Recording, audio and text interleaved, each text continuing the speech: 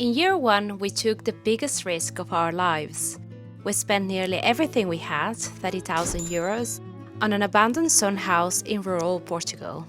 We left our family behind, packed our lives into a small car, and moved to a new country in search of a simpler, more meaningful life. The land came with a small ruin, a threshing ground, and a cluster of outbuildings that wrapped around and formed a lovely courtyard. It wasn't much, but it held the promise of a lovely home. Our dream was to settle into this quiet countryside village and slowly build the forever home we always imagined. In that first year, we cleared the courtyard, tidied the main house just enough to step inside, but focused on turning a €2,500 shipping container into a tiny home we could actually live in. As this is a massive project and would take years, we made it comfortable enough for us to live in while we completed our renovation. We built a compost toilet, an outdoor shower, and little by little created a life that felt surprisingly comfortable. We chose Portugal as my sister was already here, and her husband was a very talented builder. So by the end of the year, my brother-in-law Simon, a proper builder and a true lifesaver, joined us. He helped us tackle big projects like the roof and stayed on. He's still with us today, working by our side to bring this place back to life. We couldn't believe how quickly our life changed out here. We were living simply, yes, but we were happy and we were home. And then year 2 arrived. Unfortunately, we ran out of money and had to head back to the UK. We landed a solid gig renovating a Victorian house in the Midlands for 3 months. It was intense, a beautiful but chaotic project that left us completely exhausted, but with full pockets and fresh motivation. If you're curious, we documented the entire thing in a video that ended up with over 1 million views. I'll leave it below for you to watch, but later. With new energy, we returned to Portugal. It was already March, spring had arrived, and so had the rain. Last year, we fixed up the roof just enough to keep it from leaking by hammering in all the old nails and shifting the existing tiles. Now we got our hands on some OSB panels and boarded up the main house. We swapped out the worst of the wood just to hold the OSB panels. Everything was pretty rotten, but it didn't need to be perfect, it was just a temporary fix. We'll be replacing it all properly down the line. For now, it just had to be good enough to store some of our stuff, since our tiny house is, well, tiny.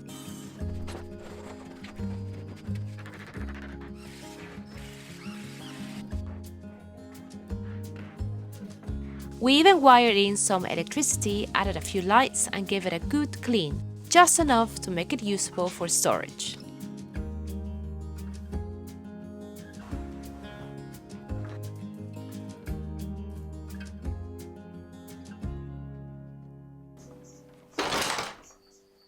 We were eager to start on the main house, but the easier win was a small outbuilding, most likely ones used to shelter donkeys or other animals. It had great potential and felt like the perfect place to begin. It's small enough to be manageable, it was the ideal trial project before diving into the bigger renovations. We imagined it one day becoming a cozy and sweet guest room. We began by carefully removing the old roof tiles, saving them for a future project. Then came the roof structure. Old rotten wood, every last bit of it, it had to come down. The tiles were really old, typically handmade leg tiles that someone a very long time ago had crafted by hand. We couldn't help but wonder how long ago this was all built. A faint date in front of our house read 1926. Who were the people who lived here before us? We don't know. And who built this roof we were now carefully dismantling and replacing? We also won't know ever. At the same time, we had to keep the land tidy. Wildfire season was coming and legally, the land must be kept tidy. So in between demolitions, we were also cutting grass, trimming weeds and clearing the bush. Country life looks peaceful, and it is, but it's also constant work. Now it felt like year 2 had finally begun. We had our hands full between the extension and the stone room renovation. For the extension, we started with its posts. One of the great things about Portugal is that if you can't find what you need, you can often just have it made. So we designed these brackets ourselves and have them made by the local blacksmith. 16 of them for about €200. These will hold the posts for our extension. The posts themselves got our favorite treatment, the Shosugiban method. It's simple, natural, and it works. Burn the wood, sand it, then oil it with linseed oil. It lasts for years and it looks beautiful.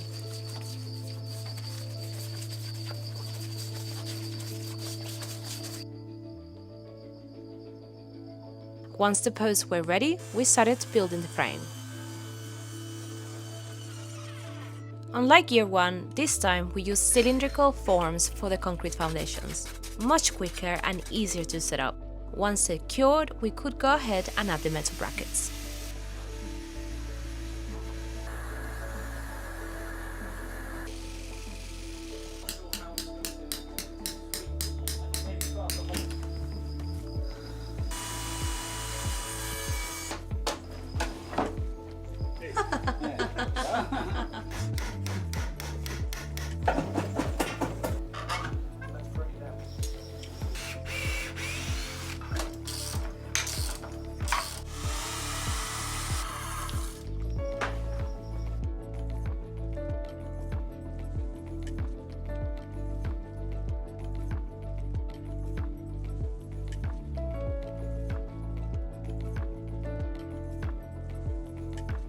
Then came a massive quality of life upgrade. We finally got a full-size fridge. After 2 years of squeezing everything into what looked like a camping fridge, having a space to store actual groceries felt incredible. Oh my god, it's another world in there. I think I can fit in that. This is brilliant. This is like our own. Oh my god. This is like 4 times bigger than what we're used to. Yeah, it's like taking a tenth of the container already. We bounced between jobs, framing, organizing tools, and carefully taking down parts of the old outbuilding we planned to renovate. Dismantling it was tricky. We couldn't just knock it down. It was old, unpredictable, and we didn't want anything collapsing on us, so we took it apart slowly, one beam at a time, one rafter at a time. Since the outbuilding wasn't essential just yet, we let it sit quietly while we focused on something more urgent, the extension. With a proper kitchen and toilet, it will make everyday life more manageable for us. No more juggling meals on a touring stove or sprinting through the rain for a bathroom break. The small ruin on the side has been completely transformed into our workshop. It's very simple, but it works. It's centered around the work table we built back in year one. We were doing such fun jobs with wood and learning so much on how to do half-laps and shaping wood as required for the extension. So one's good. Yeah. Ready? Yeah. So not.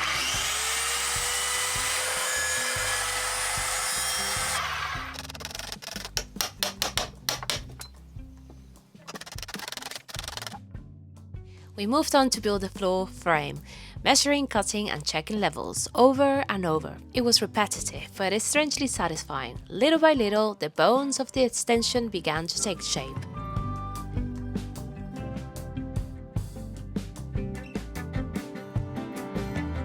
With the extension floor frame completed, we marked each piece so we could easily take it apart and rebuild it later without guessing what went where.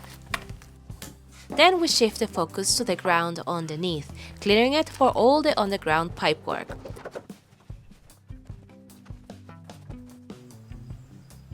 We started by digging the channel that would lead out towards the septic tank, and then worked our way back towards the area underneath the extension. Grey water sewage is not the most glamorous part of the build, but it's essential.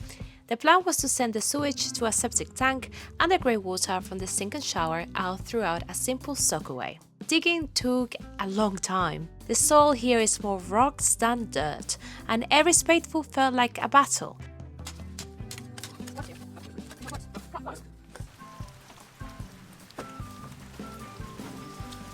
Once we finally clear it, we laid down a plastic sheet to help stop weeds from growing back. Some parts of the renovation take forever, but once they're done for good.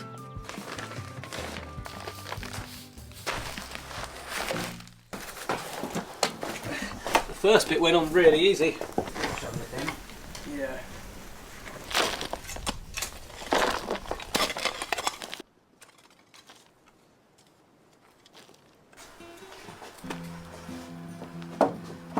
Just outside where the kitchen door will be, we started building a small veranda, a simple detail but one that makes the space feel more like a home.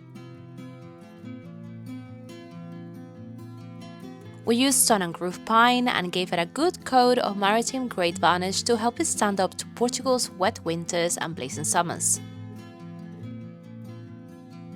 It immediately felt like we were adding another room, as it added a nice space and a shelter for the rain, plus it looked super cute. We couldn't believe our luck when we found this beautiful old door for sale online. Someone was replacing it, but to us, it was a gem. It was made from Camvala, a local Portuguese wood you see in a lot of traditional homes, so we were ready to give it a second chance. The varnish was in rough shape, and even the handle had been completely coated over, so we spent a few afternoons sanding it back, bringing out the grain and restoring the original handle by hand.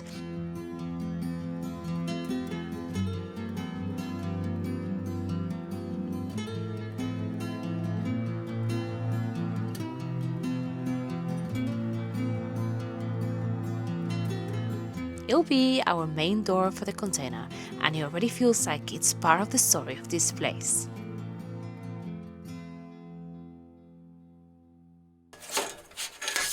Through the channel, we got our hands on an amazing little off-grid system.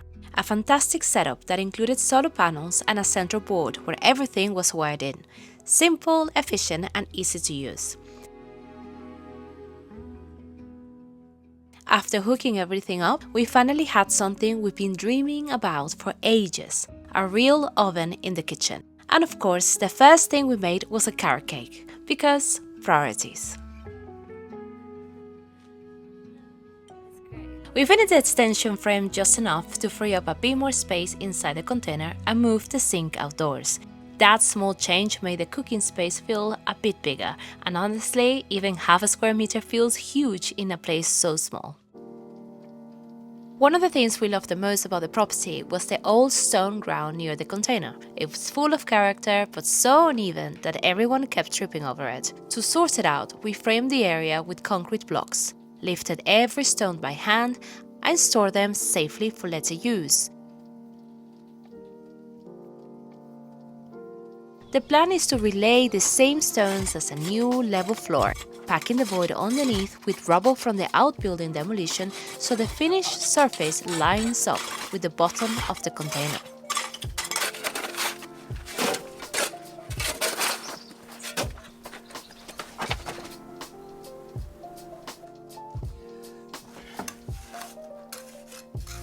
As soon as the weather cleared, we headed back to the outbuilding and began dismantling the timber frame again.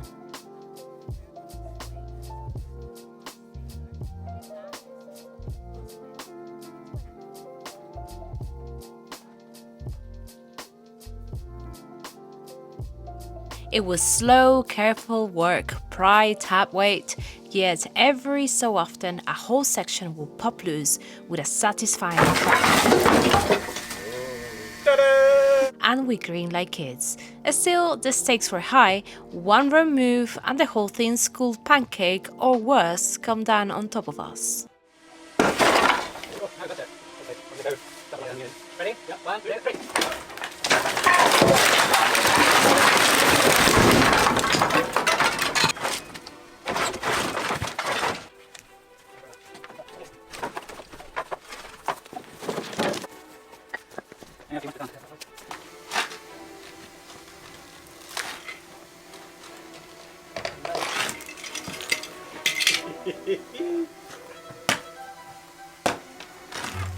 Oh! About that.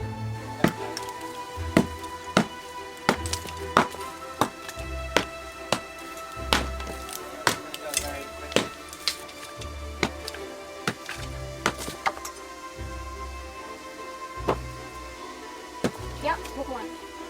Yeah, book one.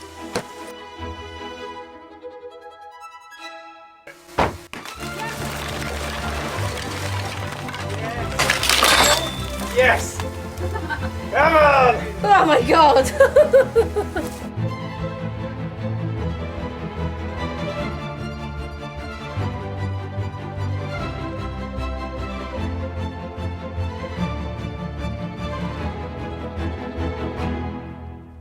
that was a memorable and satisfying day. We pulled down the bigger bits of wall and sorted through the stones. About half were still solid, but the rest just crumbled into dusty clay.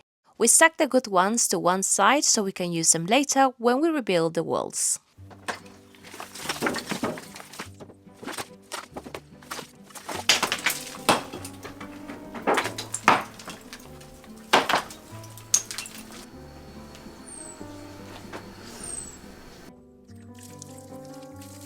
To keep the top of the stone walls from washing out during the winter rains, we added a thin skim of mortar, just enough to bind the loose stones together and protect the wall from the weather.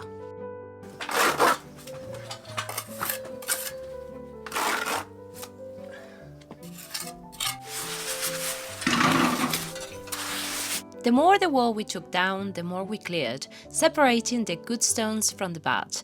The ones that wouldn't make it into the new wall ended up by the container as filler rubble. Nothing goes to waste, everything has a purpose. So it's coming all the way to here. As much as the wall was taken down, we started to work on the foundation. We shifted the line out a few centimeters, just enough to steal a bit more floor space. Then dug a trench for a concrete base that will carry the new blockwork inside. We're going to face the outside with the stones we saved, so the net spit felt huge, setting the very first corner block. We drilled and hammered in a couple of steel rods so the new walls can grip tight and stay put.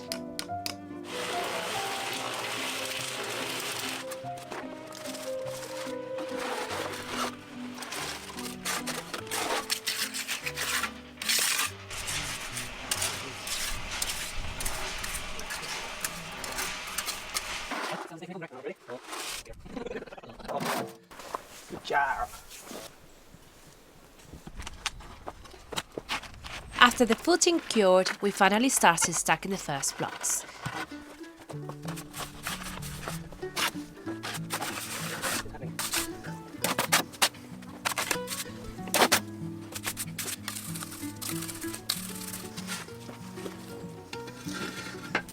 Sure.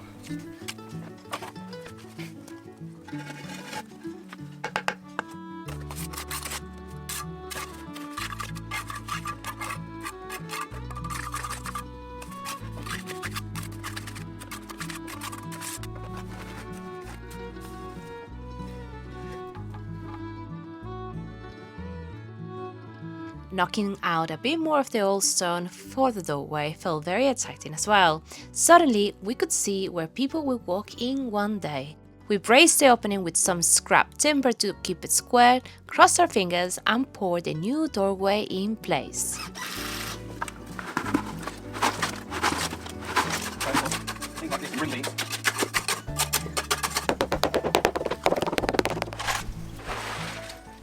Not too much of this, I needed a small mixer.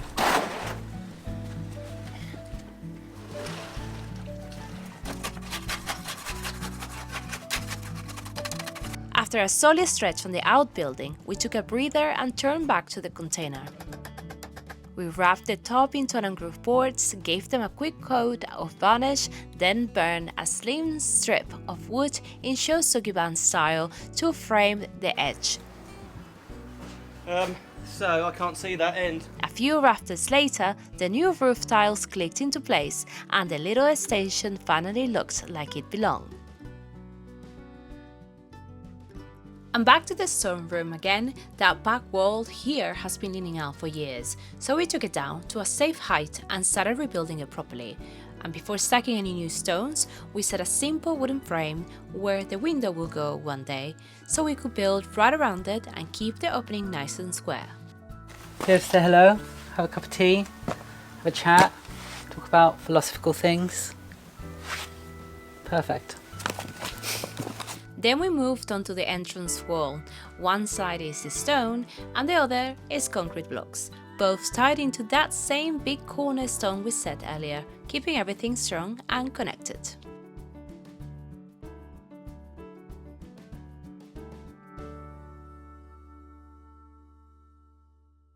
And to tidy things up, we cleared the brambles around the courtyard and trimmed back the vineyard so we could take down a small room that wasn't staying.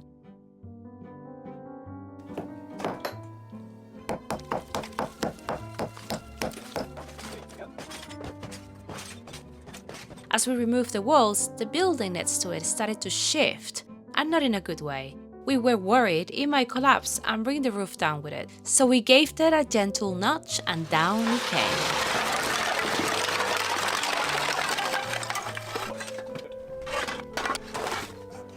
After that, it was time to clear out all the rubble and get the space back to bare ground.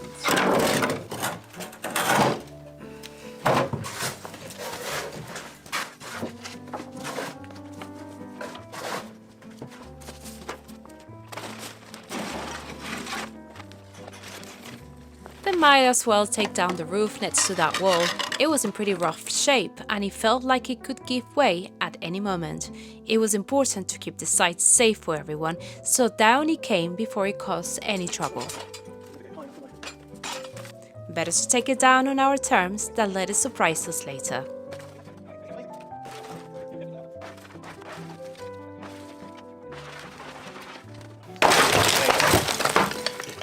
That's all we wanted.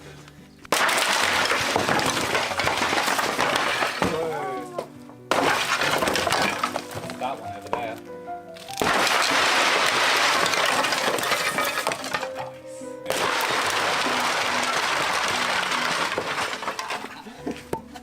Look at that! And of course, after all of that, more tidying. Taking things down is quick, but clearing it up, that's the real job.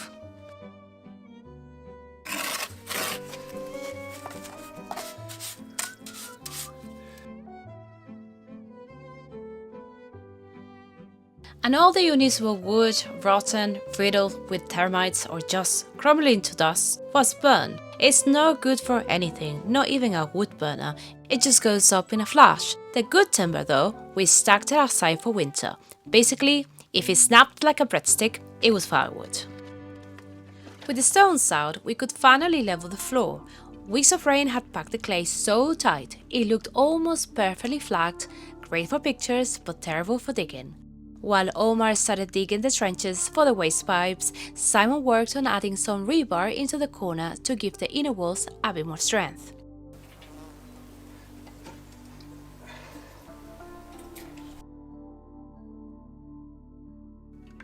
Since this is the highest point on the land and everything runs through here, we need to also add some French drains to keep the water away. The only problem, it wouldn't stop raining. The ground was constantly filling with water, making every dig feel like bailing out of a bathtub.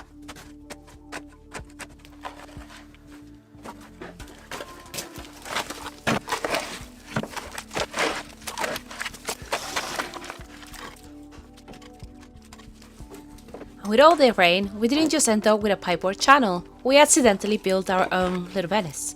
Water everywhere, trenches filling up faster than we could dig them. Still, we kept pushing on. And this is a good glimpse of what we're aiming for here, even if it still feels a long way off. We took a break from the stonework and jumped back to the tiny house extension, adding the wall frames so we could start cladding it with tone and groove. There you go, keep tapping it on there. Okay, cool. One day, the whole thing will be wrapped in pine and it will look just like a little wooden cabin.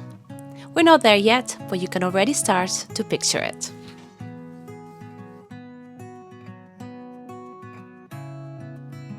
And while Simon wraps the first wall with tone and groove, Omar kept pushing on with his little Venice, digging out the last stretch of the channel right up to where the septic tank would eventually go.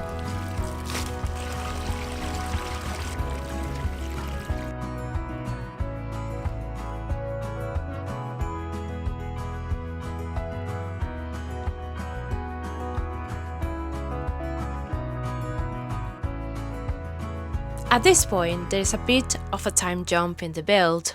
Around then, we had to go back to the UK for a few months. Unfortunately, my dad had passed away, and there was a lot to sort through. We've spoken about it in another video, so I won't go into it here, but it was a huge moment for our family. And while we were gone, Simon stayed behind and kept going on the build, while Omar, my sister and I were back in the UK. What started out as a guest room slowly became something else entirely, my mom's future room. So that little thought early in the year to start this project, I'm really thankful that we had that idea back then. Even before that passed, he was ill for a while, so we knew things were shifting, and we wanted to make sure there was a space for her here with us. So here's a look at what Simon managed to get done while we were away. 3 months of steady, hard work by himself, in a room that now means even more to all of us. So a massive thank you to Simon for continuing the work by himself and his perseverance during all of those months. It wouldn't be possible without him. That brings us to the end of year 2. Looking back, it's wild to see how far we've come, from living in a shipping container to restoring old stone walls and to building space for family. We're now in year 5, still building, still learning, and still here. And if you just found us, welcome. There's a whole journey behind this, and a whole lot still to come. And if you've been following along, thank you so much.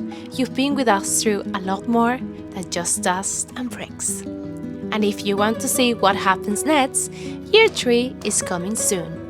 So you make sure to subscribe to our channel. We are gonna see you in the next video. Thank you so much for watching.